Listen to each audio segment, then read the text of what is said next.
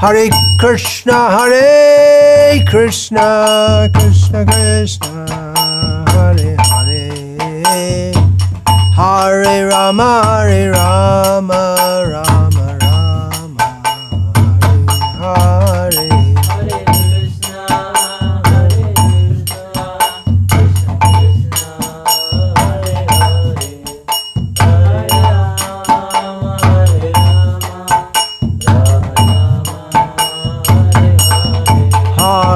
Hare. Hare Krishna, Krishna Krishna, Hare Hare, Hare Rama, Rama Rama, Hare Hare. Hare Krishna, Hare Krishna, Krishna Krishna, Hare Hare, Hare Rama, Rama Rama. Jai Jai Jai Prabhupada, Prabhupada, Prabhupada, Jai Prabhupada.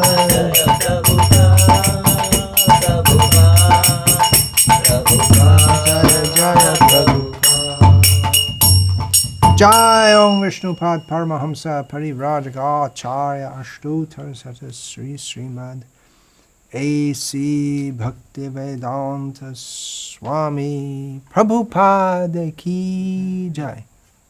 Jai Om Vishnupad Paramahamsa Parivrajaka Acharya Ashtotar Sata Sri Srimad Bhakti Siddhanta Saraswati Goswami Maharaj Prabhupada Ki Jai. Namacharya Srila Haridas Thakur Ki Jai. Ananta Koti Vaishnava Vrinda Ki Jai. Prem Se Kaho Sri Krishna Chaitanya Prabhu Nityananda Shri Advaita Gadadhara Srivasadi Gaura Bhakta Vrinda Ki Jai. Shri Shri Radha Krishna Gopa Gopiko Shama Kunda Radha Kunda Giri Govardhan Ki Jai. Vrindavan Dham Ki Jai. Navadvip Dham Ki Jai. Ganga Mai Ki Jai. Bhakti Devi Ki Jai. Tulasi Devi Ki Jai. Samaveta Bhakta Vrinda Ki Jai. Gaura Premanande. Hari Hari Hari Hari Bo. Nama Om Vishnu Padaya Krishna Parishtaya Bhutale Srimate Bhakti Vedanta Swamin Iti Namine. Namaste Saraswate Deve Gauravani Pracharane Nirvishesha Shunyavadi Paschatya Deshatarane. Om Namo Bhagavate Vasudevaya. Om Namo Bhagavate Vasudevaya. Om Namo Bhagavate Vasudevaya.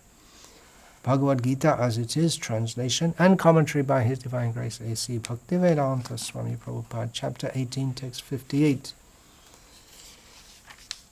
Matchita sarva durgani mat prasadat tarishyasi atachit tvam ahankaram nashroshasi vinangshasi.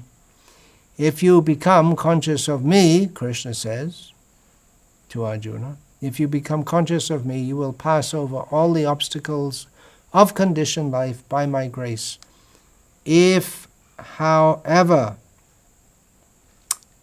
you do not work in such consciousness, but act through false ego, not hearing me, you will be lost.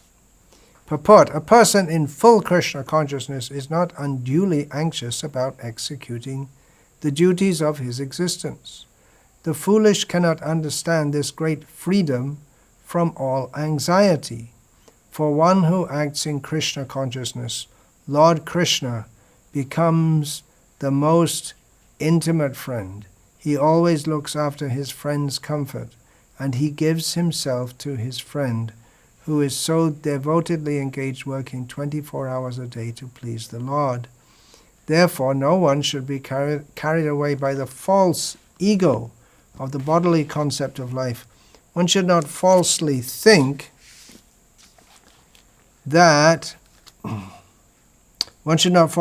himself independent of the laws of material nature or free to act. He is already under strict material laws, But as soon as he acts in Krishna consciousness, he is liberated, free from the material perplexities. One should note very carefully that one who is not active in Krishna consciousness is losing himself in the material whirlpool, in the ocean of birth and death.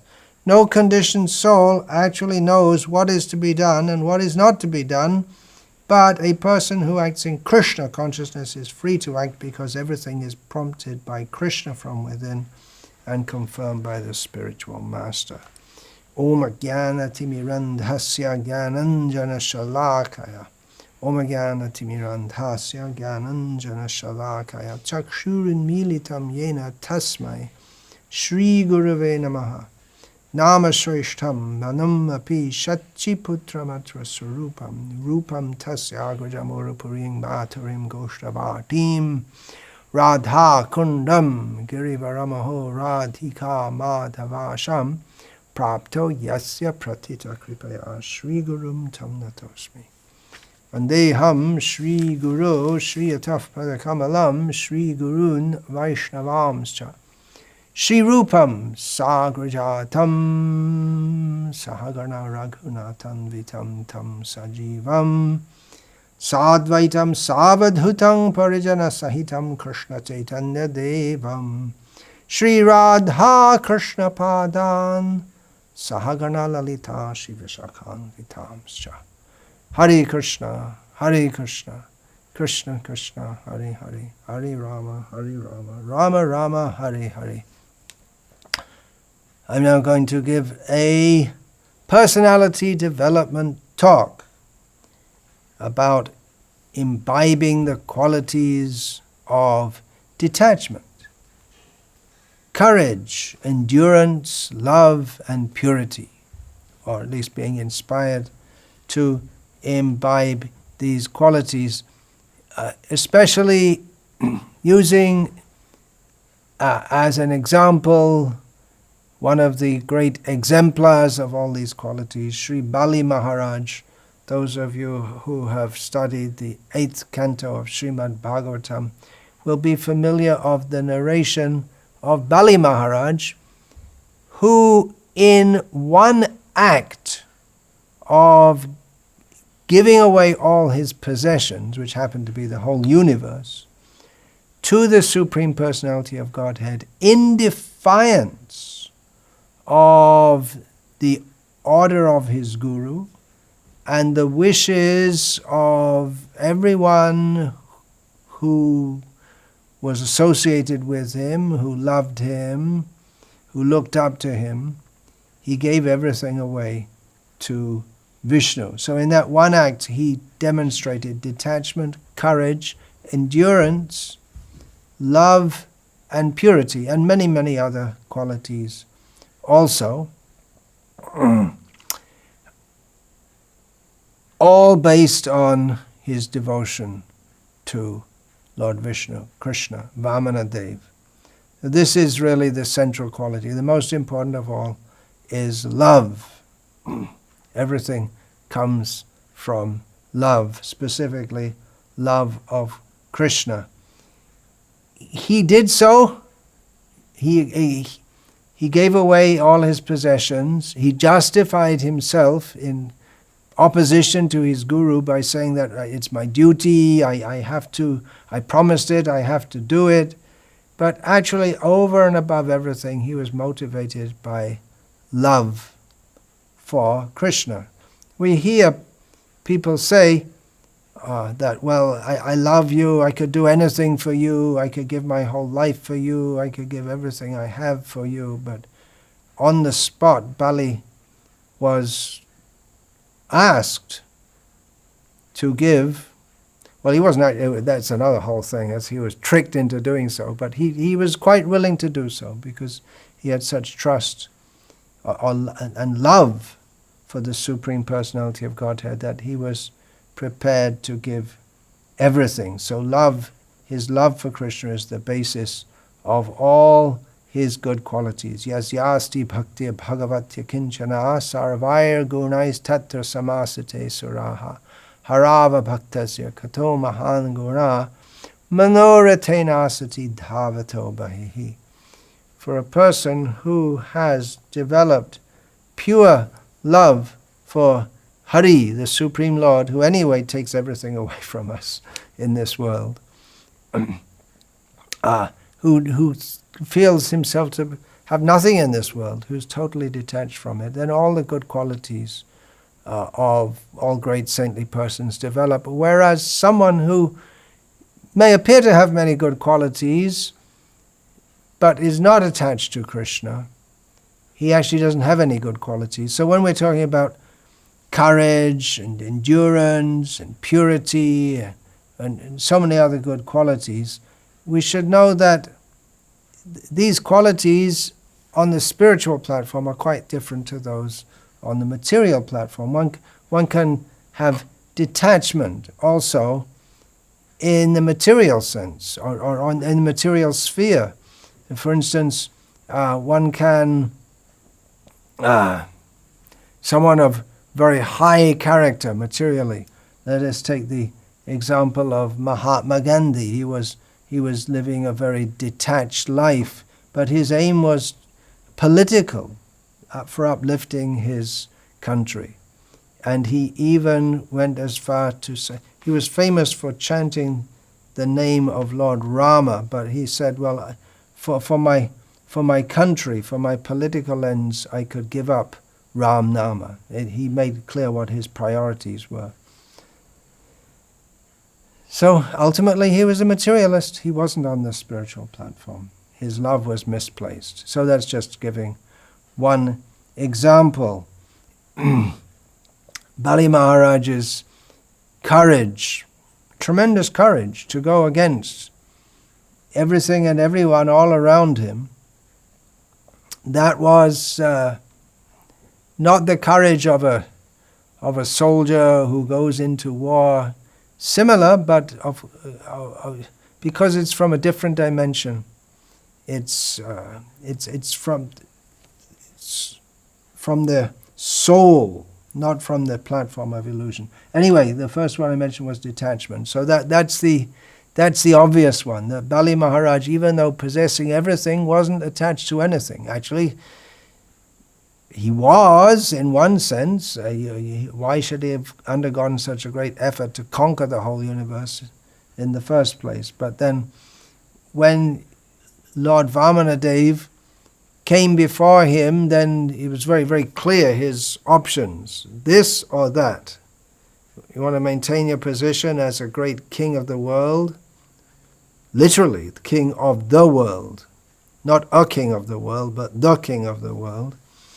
And Shukra gave him a way why you can slip out of your promise, but he thought, no, I'm going to give everything to Vishnu. Sarvesham Vishnave Datva Mudho Vartishyate Katam. Seemed to make sense. Shukra Acharya said to Bali that, well, if you give everything away, how are you going to live? How are you going to live? But Bali, he is reckless love. He gave everything to Lord Vishnu, detached.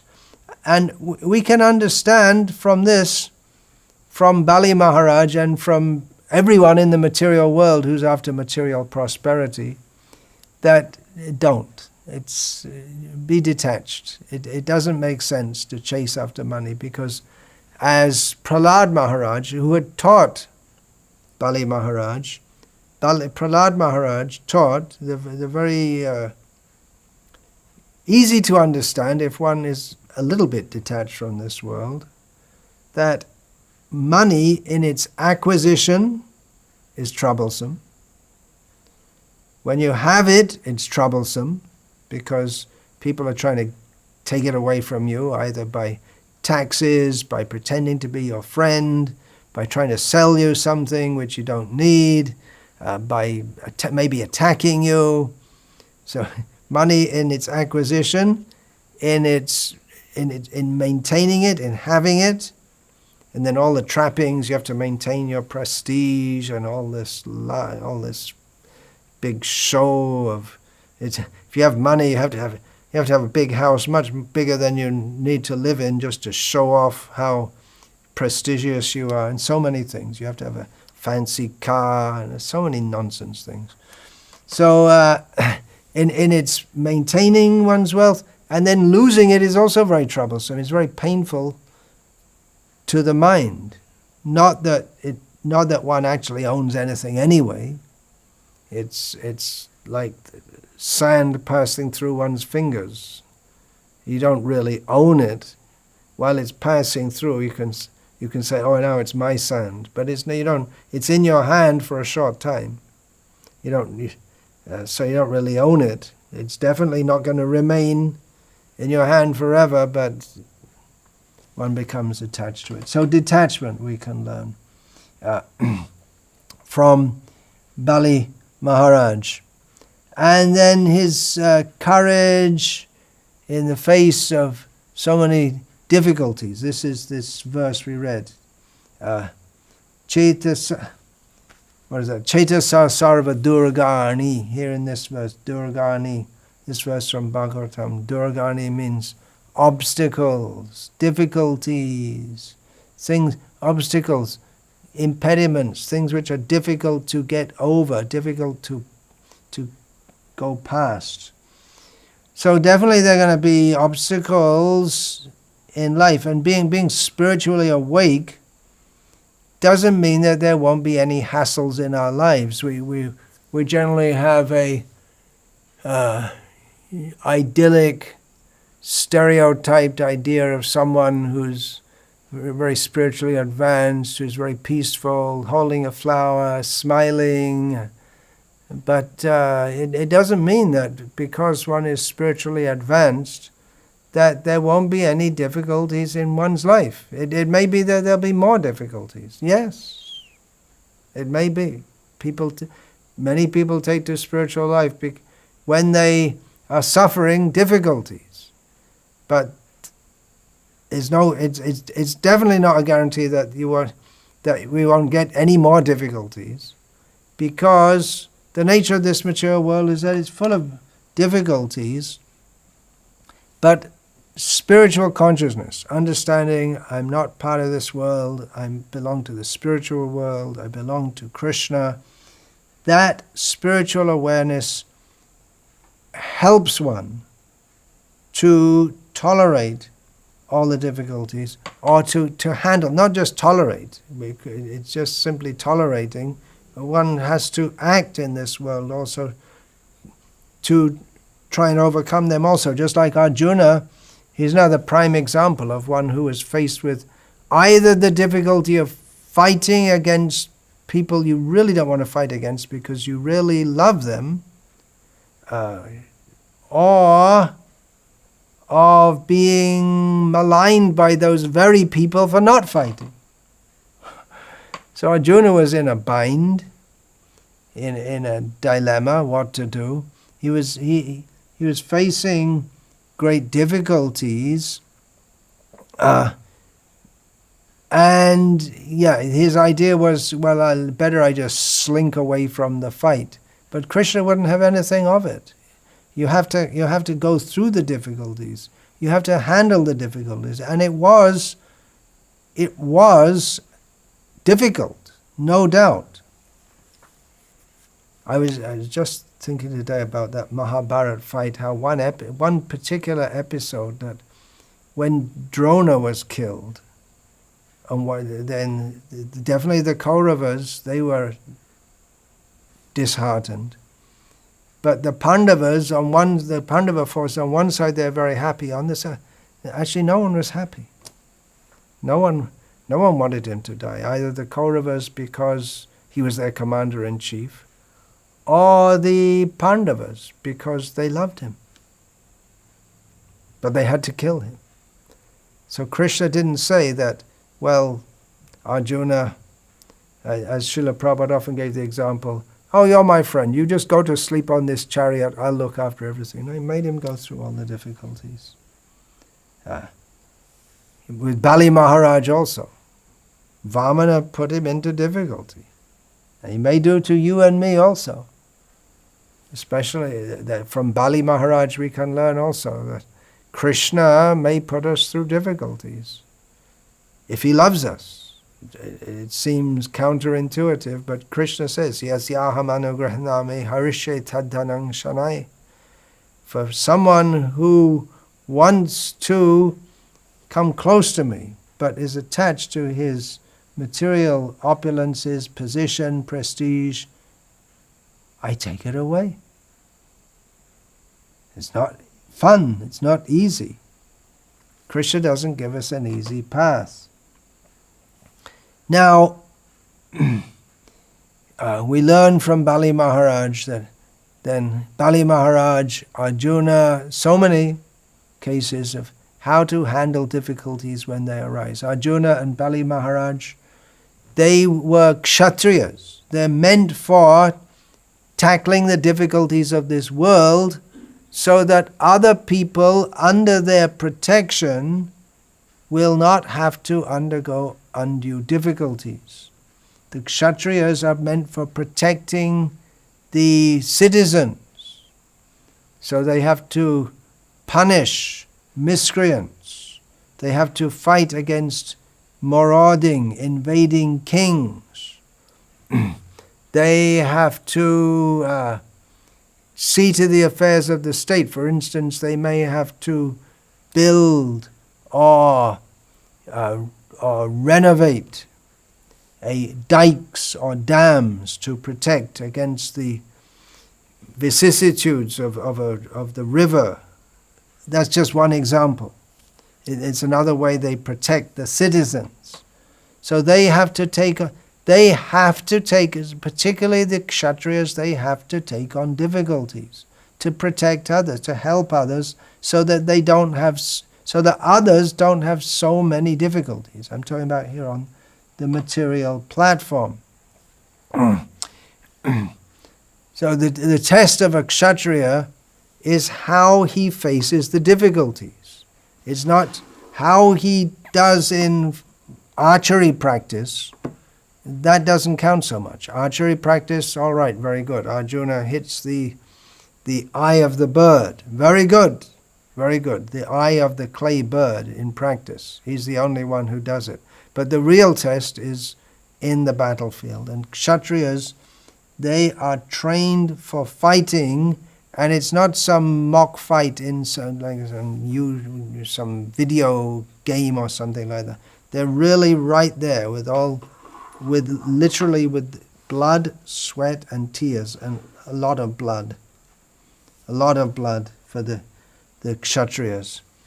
So Arjuna and Bali Maharaj, they were kshatriyas, fighters, and although they had training in morals, virtues, and ethics, because they're not thugs.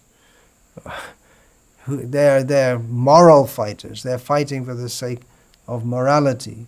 Although actually Bali was a head of the demons, but even they have some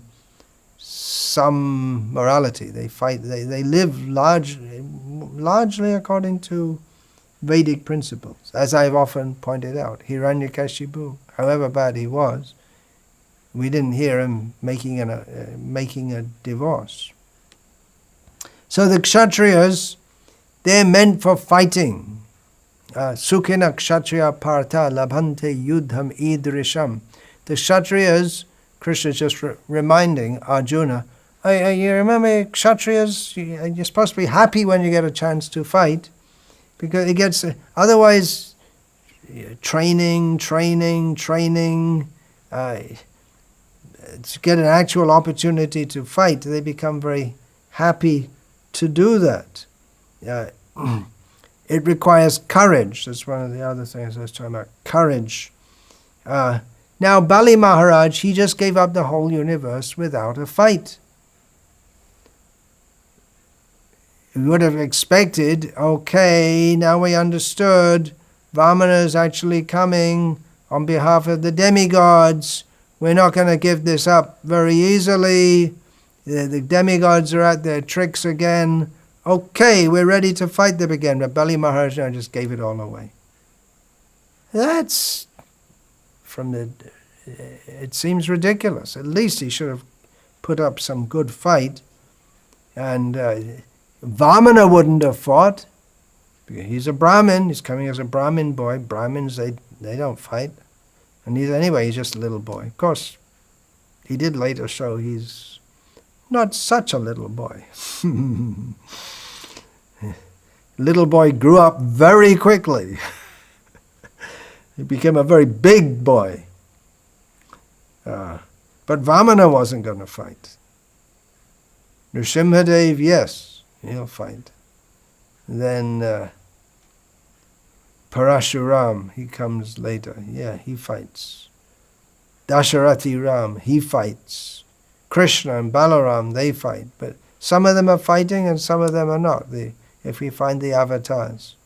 Vamana, came as a Brahmin, so he wasn't going to fight. Of course, Parashuram did also, but he was unusual in that respect. But Bali had another kind of fight. Definitely within his mind, it wasn't just that he's not just some kind of machine. Okay, I'm a devotee, Vishnu has come, he wants me to give everything, okay, I'll give everything to him. It's just like Arjuna, he had so many thoughts in his mind, he became confused. Bali didn't become confused, but he must have had so many thoughts in his mind. It wasn't that he didn't think about how my family members are going to be disappointed, not just disappointed, I mean horrified. And all the demoniac military commanders and my guru. It wasn't that he didn't think about that. He did make a sacrifice. It was a great sacrifice for him. Otherwise, where's the sacrifice? If he just Krishna says to do this, therefore you should do it. A devotee thinks like that, but it's not that a devotee doesn't, it's not that he doesn't feel, he feels. And there are other forces pulling him this way and that way.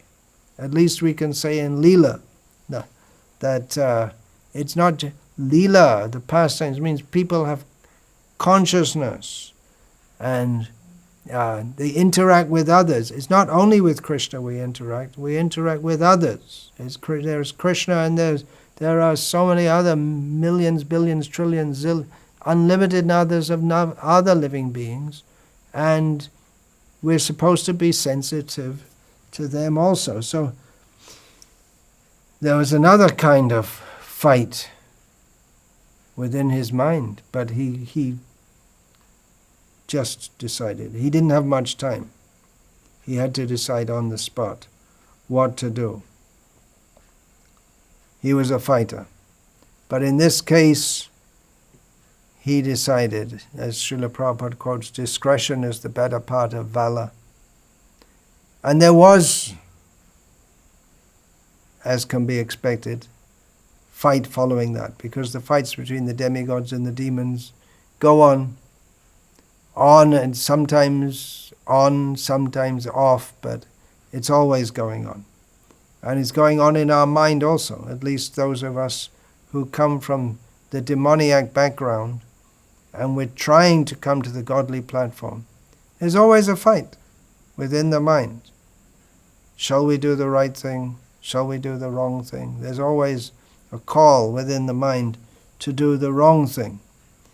So that it requires courage to go on doing the right thing when everyone around us is telling us to do the wrong thing.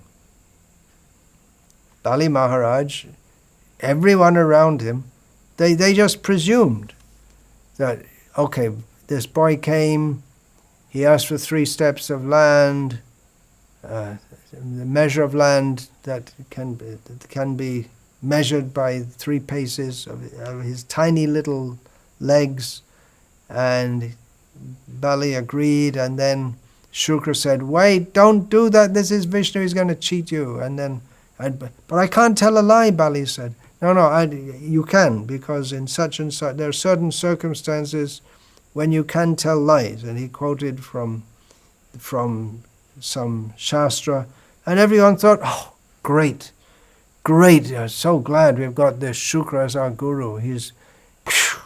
He's smart, he knows just the right thing at the right time, saved us. That was a really tough one. He was about to give everything away unknowingly to Vishnu. Oh, Shukra saved us. Great. So now Bali, he's got the solution. Everyone thought that Bali, well, obviously he's got the solution. He's a noble person. He doesn't want to tell a lie, but now he's got the solution how to get out of it.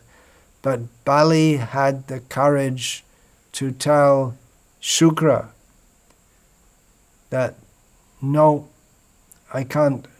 And your advice is, in one sense, it's according to the letter of the law. I can avoid living up to my promise. But the underlying spirit of all the laws of the scripture are that we should offer everything to Vishnu. So I'm very glad you told me it's Vishnu, because now I am absolutely determined to give everything to him. If I didn't know and you were telling me to get out of it somehow or other, then I could have considered. But I wouldn't like to lie to a Brahmin, even if you give me a way to do that. So he was in a tough spot. I mean, do you lie to a Brahmin, or do you refuse to follow the order of a Brahmana, his guru? Puts you in a tough spot. Something like Nriga Maharaj, there were two Brahmins, and both claimed that the cow he had given to them, he'd mistakenly given the same cow to two different Brahmins, and both of them said, I want that cow only. So there was a disagreement, and the sufferer was Nriga Maharaj. So one way or the other, this Bali Maharaj was going to go against a Brahmana and displease a Brahmana, a very powerful Brahmana. Either way. So he decided to follow Vishnu. Namo Brahmanya Devaya Go Brahmana Hitaya Cha Jagat Hitaya Krishnaya Govindaya Namo Namaha. He who is the ultimate benefactor of all Brahmanas, who is the object of worship for all the Brahmanas, who is the source of the quality of a Brahmana in all Brahmanas, and who is the benefactor of the whole universe. He's the benefactor of the whole universe. He's certainly the benefactor of his devotees. That Govinda had come before Bali Maharaj, and he decided. It took a lot of courage, and that courage, it's based on purity. Purity, clear understanding. His clear understanding came from his purity of motive, that I must do everything for the pleasure of Vishnu. So he was a fighter. And if we hear the stories of him fighting, some of the most, you could say, entertaining stories in the Bhagavatam about the fights between the demigods and the demons, and the Kshatriyas, they're noble persons, and even all over the world, the most exciting story, the stories that get perpetuated, many of them are stories of fighters. In the Vedic tradition also, Mahabharata, it all leads up to the great battle. There are so many battles, but it leads in the Mahabharata, but it leads up to the great battle, which the Mahabharata, the subject matter spans the vast expanses of time, but a huge portion of it is just covering 18 days, which is the Battle of Kurukshetra. Similarly, the Ramayana, it all leads up to the battle between Rama and Ravana. And the Kshatriyas, they're very exciting people, because they engage in valiant activities, daring activities, showing so much courage, and especially if they have great qualities, they take so many risks for the benefit of others. They're highly they're worshipped. They're great personalities to look up to. But even even the personalities of Ravana, we can respect him and admire him. Of Hiranyaksha, when after Lord Varaha had slain him, he praised Hiranyaksha, and how noble he is, what a great fighter he is. Karna, Datta Karna, despite his serious faults, he's still remembered for his noble qualities of charity, his so in this way the fighters, they're very this fighting, it becomes it's a quality that to fight, that brings out so many other qualities at the time of fighting. And that's true in the material sphere also. The soldiers are trained to fight. And they're trained, and they have to take their training very seriously. There's His Holiness Dhanavir Goswami explained how somehow at one point he was training for the Israeli army, and he couldn't take it very seriously. Was it Dhanavir Maharaj? He couldn't take it very seriously. Maybe Dhira Govind, I can't remember exactly now. But then, no, I'm getting mixed up altogether. Sorry, excuse me. It was, no, I can't remember who it is now. It was in the devotional literature I read. It's contemporary devotional literature, how someone was being trained in the army, and they couldn't take it seriously. They didn't like their officer, who was always on their case. But then at one point he realized that, hey, I'm going to be out in. Then he got called to and then they got told that the soldiers in training were told that, okay, when your training's over, you're going to be sent to Iraq or something like that. And then he realized, hey, I'm going to need this training. This is for real. And then he started respecting his officer. The officer was tough with him. But he realized that toughness, I need that, because I'm going to be facing real life situations. It's not war games. It's real war. We're really going to be in that situation. So when the soldiers they're out there in the moment of crisis, and what do you do? How do you act? Nowadays less so, but often these soldiers, they may do things in the course of fighting which are not proper, but there's more lenience for them in the law, because it's understood that you're there sacrificing for your nation, and you're in the heat of battle. You have a split second to decide what to do, and you may just go wild, and that doesn't justify war crimes, but there is some measure of lenience has to be there for soldiers.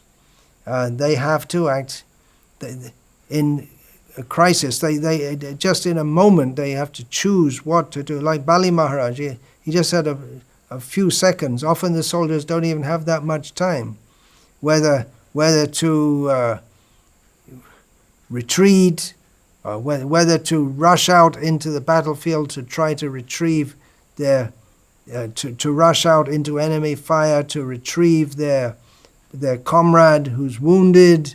They may not have too much time to, whether they do it or not, risking their own life, and therefore they become heroes. They risk their life for the sake of others. Now, a saintly person. Now remember, this Bhagavad Gita is spoken to Arjuna, but it's meant for instruction for all of us who are trying to advance in Krishna consciousness, or even to advance in any path of dharma, karma, jnana, yoga, and especially for devotees of Krishna. So at every moment, and it's true even in the material sphere, but especially in the spiritual sphere, we face decisions, a battle, whether to do the right thing or the wrong thing. At any moment, if we're inattentive, disaster can strike. Kshurasya dhara nishita duratyaya durgang patas tat kavyo vadanti. It's like being on a razor's edge. At any moment, we can tumble into the abyss of wrong thoughts. Kam, Krodh, Lobh, Moha, Mada, Matsarya. Our enemies are always surrounding us. The soldiers in the battle, from time to time, they face their enemies. But someone who's trying to go to Krishna, their enemies of lust, greed, anger, illusion, envy, pride, material attachment. So many enemies surround us all the time. So we always have to be alert. In a battle, if you're not alert, you're finished. Just a moment of inattention and you're likely to be dead. And even if you are attentive, you can be struck. But here Krishna says, Chetasa sarva durgani mat prasada tarishyati. By ourselves there's no guarantee, but with Krishna's help, we will cross over all the obstacles. And the soldier on the spiritual path, his battle is actually noble. We praise the soldier who fights for his country, but it's not really a very good cause, actually. It's just like fighting between cats and dogs, fighting in the modern age. One country fighting against another country because you happen to be born in one country, you feel attached to it, and you go out and fight people who you don't have anything personally against them, and they're probably very much like you in many ways. They have their wives and their children but somehow or other you have to fight them at the whims of a politician. You send people to slaughter each other in the battlefields. So just like the soldier has to take training for the battle, so the devotee also has to take training. And training is always ongoing. It's not that, well, I've been a soldier now for 30 years, but still you have to. You don't want new tricks. The enemy's always dreaming up new tricks. We have to remain alert. We have to constant training. Even we're going up in Krishna consciousnness, but still we have to remember, never trust the mind. Read the 5th canto of Bhagavatam. Jara Bharat is repeated instruction, never trust the mind. And then Jara Bharat, he'd been Bharat Maharaj, highly advanced devotee, but he became diverted. So many valuable lessons we have from the Bhagavatam. Whatever is there in Bhagavad Gita, in theory, is we have so many examples of great devotees who struggled, but they came up again. And we have to apply that in our lives. That's our training. We have to hear, we have to act. For the materialistic soldier, his objective is to kill the enemy. Our objective in spiritual life, we don't have enemies to kill per se, but we have to overcome them. They'll never be killed. Material lust, greed, anger, all these things, they'll never be killed, but we can transcend them. Otherwise they remain in the world, killing others' prospects for spiritual life. So if a soldier himself, he has to get strong enough to resist the temptations of lust, anger, greed, and so. And then he has to equip others to fight also, to fight their own battles also. So then we get endurance to keep on going. It's chanting Hare Krishna for 40 years and still pride, envy, illusion, what to speak of very basic, just ridiculous lust, but still have to have endurance. Keep on going. Mat prasadat tarishyati, Krishna says, I will carry you over. I will carry you over. Keep on going. The soldier has to keep on going. He may die. The devotee doesn't die. Devotee never dies. Physically, the body will die. But for a devotee, nahi kalyana krit kaschid durgating tata gacchati. He is always maintained by Krishna. Jivane marane gati arnahimo. In life, the body will die, but devotee is carried by Krishna. That is his great hope, great confidence. Whereas for the materialistic soldier, poor people, they're just wasting actually. Although it's noble, it's courageous, they're brave, but what's the use? Arjuna was a kshatriya, he wasn't a philosopher, but Krishna made sure, hey, you better understand some philosophy. You better understand what the real thing, at least understand. Okay, you're not going to be a great Vyasa or a great Nara, Devala, Asita, you're not going to be some big philosopher like that. But you should understand these points. Otherwise, you'll be fighting, you're a great soldier, this and that. But unless, Arjuna, you understand that everything is for me. Yat karoshi, yadashnasi, yajjuhoshi, dadasi, yat tapasyasi kontaya, tat kurushva madarpanam. Whatever you do in this world, do it for me, Krishna says. Whatever you do, whatever you eat, whatever austerities you do, whatever you give away in charity, put me in the center, Krishna. Then it becomes perfect. Otherwise, the tremendous sacrifice that soldiers make, it's like offering oblations into ashes, oblations of ghee into ashes. It's hopeless. It may seem to be that you're doing the right thing, but you're not. The actions are similar, but the result is very different.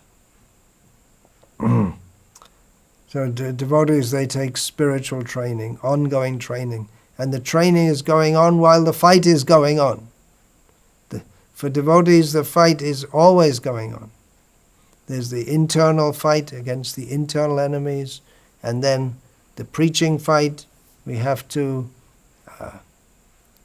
on behalf of the acharyas, Chaitanya Mahaprabhu, Krishna, fight all the misconceptions in this world according to our capacity. It's not a one-man's job. It requires a disciplined army, actually. Srila Prabhupada so many times used martial analogies. A devotee is not looking for praise, but he has to become praiseworthy in order to be a useful tool in the hands of Krishna.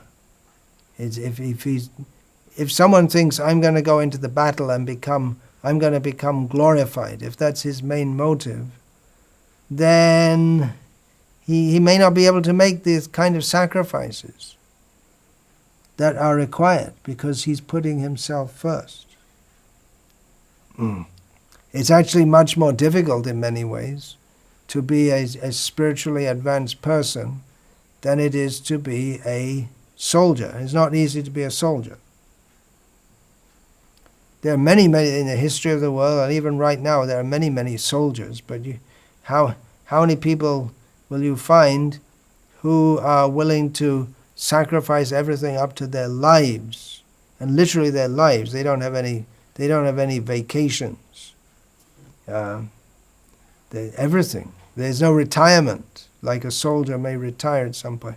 Devotee never retires. So there are many soldiers, but the number of physical soldiers, but the number of people who are willing to give their whole life to pursue this highest ideal of giving everything to Krishna, surrendering everything to Krishna.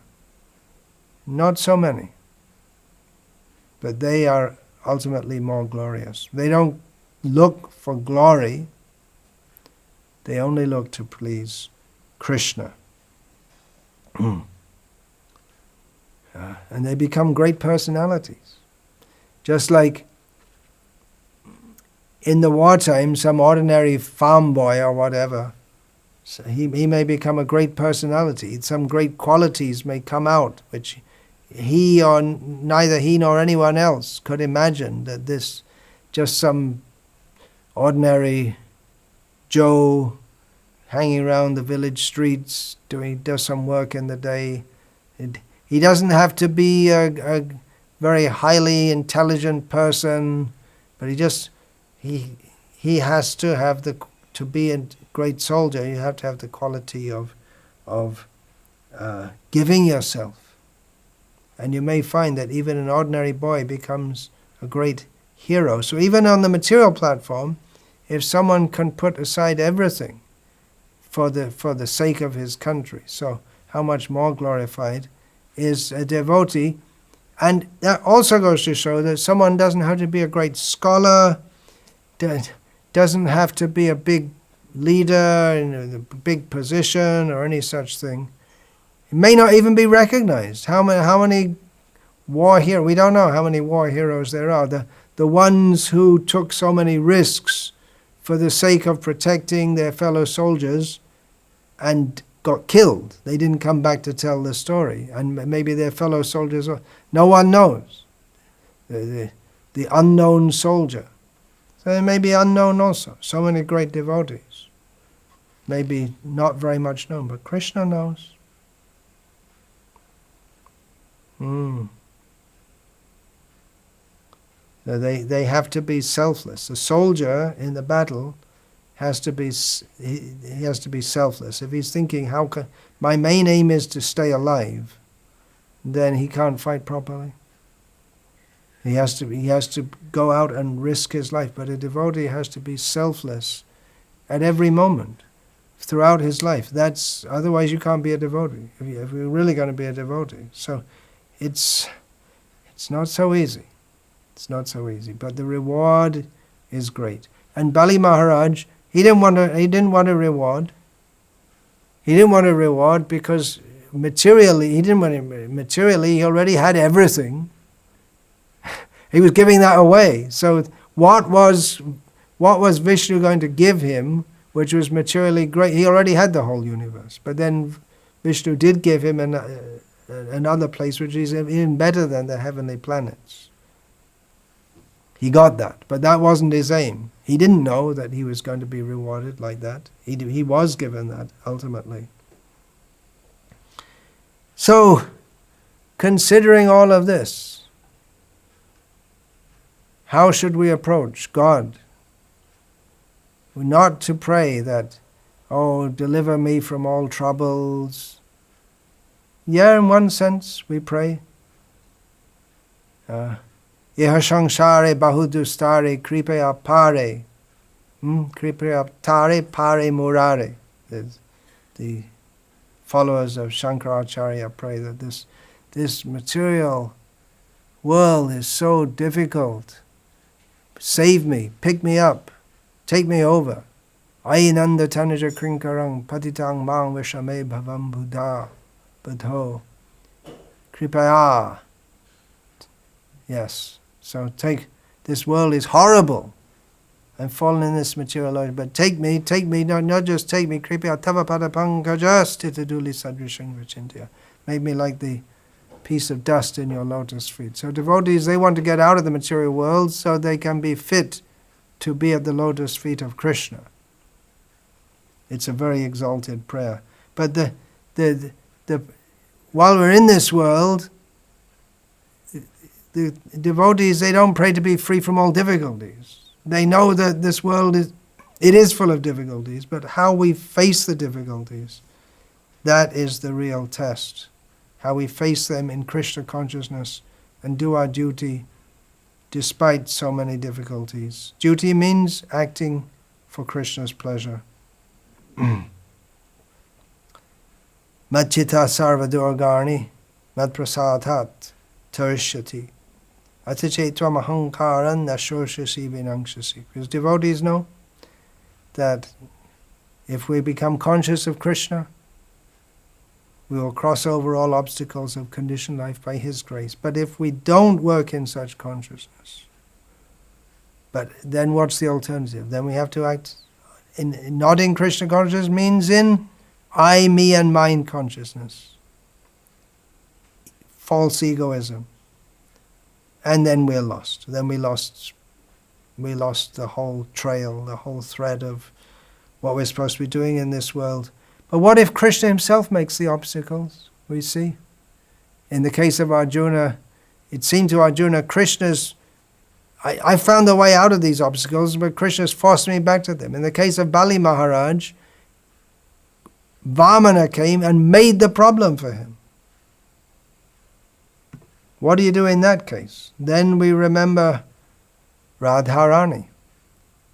In what way? Aslishava padaratang pinashtumam adarshanan marmahatam karotuva yata tata vidadhatu lampato mat prananatas tu saeva naparaha.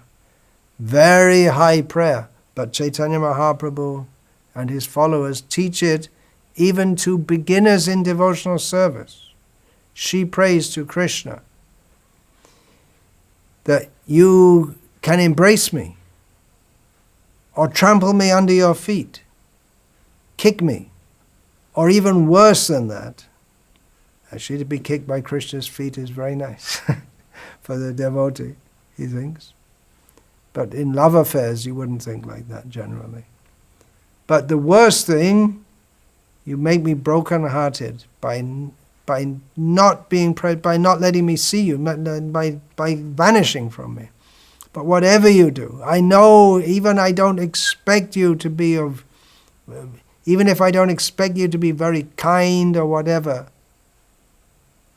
then even if I'm giving my whole soul to you, but you don't seem to care, but still you are the Lord of my life unconditionally. So Krishna doesn't say, you become my devotee and I'll remove all the obstacles. Then you can sit back and lick an ice cream. But rather, Krishna says, I'll help you to cross the difficulty. I'll help you. Doesn't mean that you don't have to face them, but I'll help you through. Even, we're talking about Arjuna and Bali Maharaj, we think, yeah, that's in the past. But we see even such a great devotee as Srila Prabhupada, how many obstacles he had to face. We can't imagine, but Srila Prabhupada set the example. So, I'll finish this talk with a quote from Srila Prabhupada, from a letter he wrote to Jai Govinda on the 15th of September 1967, which sums up these topics. His instruction to Jai Govinda: do your best to serve Krishna, and he will give you the required intelligence to cope with disturbing situations. Oh, there is one more thing. I'm going to go back because as I was reading the purport, I just realized as soon as he, the devotee, acts in Krishna consciousness, he is liberated. But we found with Bali Maharaj, as soon as he acted in Krishna consciousness, he was tied up. Ashlishava padaratam pinashtumam. Do it. Radharani didn't say, well, even if you tie me up. That happened to Bali Maharaj. Krishna acts with his various devotees in various ways.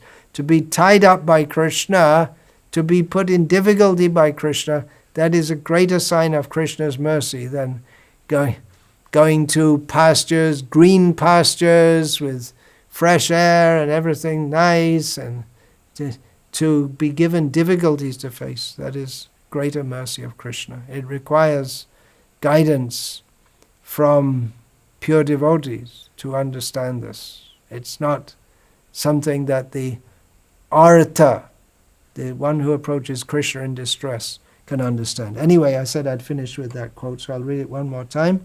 Do your best to serve Krishna, and he will give you required intelligence to cope with disturbing situations. Hare Krishna. Vancha kalpa tarubhyascha kripa sindhubhya evacha patitanam pavanebhyo vaishnavebhyo namo namaha.